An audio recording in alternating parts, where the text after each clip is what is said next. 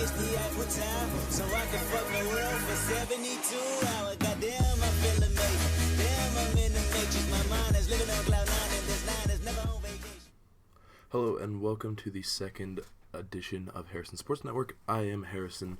This is kind of just something fun I do on YouTube. You guys have been watching the last episode and seem to really like it, so I thought I'd bring you guys episode 2.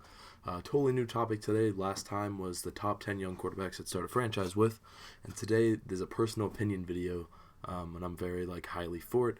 It is why LeBron James, after this season, if he beats the super stacked Warriors in the finals, will be the greatest player to ever play the game of basketball.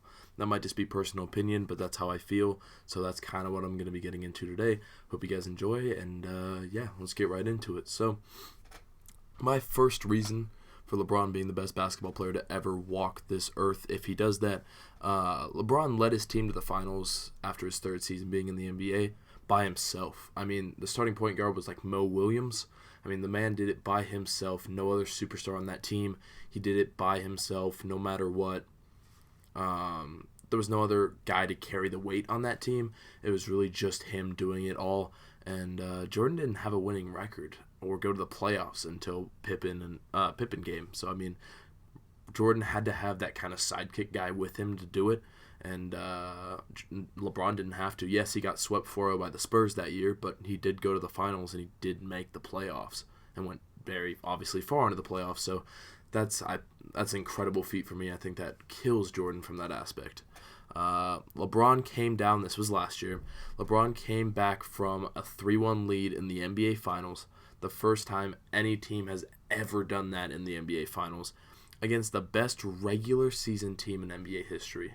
The Warriors went 73-9 last season, broke the Bulls record set by Michael Jordan, so you would assume they were a better team than Jordan's team was, at least regular season-wise, and then they go into the finals to go down 3-1, and LeBron carries his team back and wins 3 in a row and gets probably the most incredible block in NBA history, clutch moment-wise, against Iguodala in the fourth quarter, and just set the tone, because right after that block, they walk down the court, Kyrie hits a 3 in Steph Curry's face, and that's pretty much the ball game. So, an incredible moment for LeBron, and I'm not sure he would have been able to do it without Kyrie and Kevin, but at the same time, another fact, LeBron had averaged a triple-double in the NBA Finals, the first ever. I mean, that's incredible.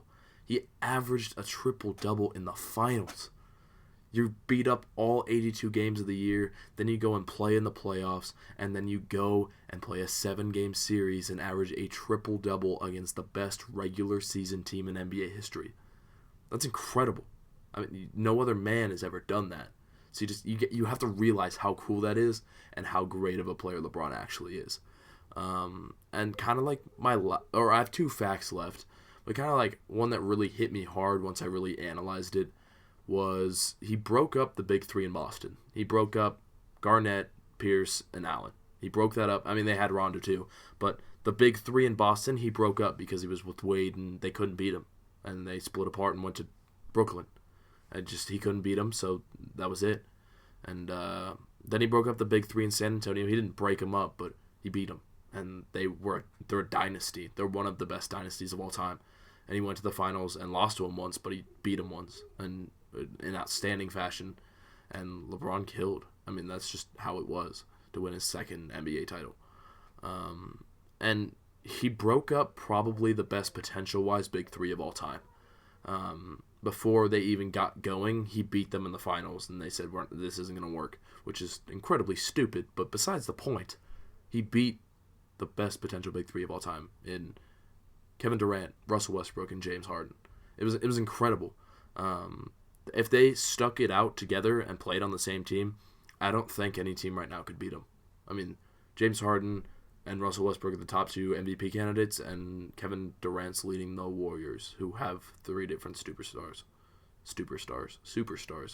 I mean, could you imagine if they were all together and LeBron beat them? Yes, they were a younger team then, but he still broke up the dynasty before it even happened.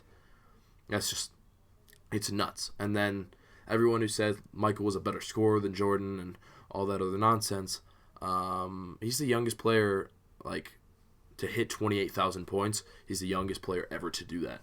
I mean, 28,000 points. That's a lot. and he was incredible. The man's incredible. He does everything by himself, and yeah. So that's kind of my reasonings for why LeBron, if he beats the Super Sack Warriors this season, will be the best of all time. I hope you guys really enjoy it. If you did, make sure you do indeed smash the like button, share it with your friends. Hopefully, get some good comments in the, get some good debates in the comments below. And YouTube, I'll see you later. Peace.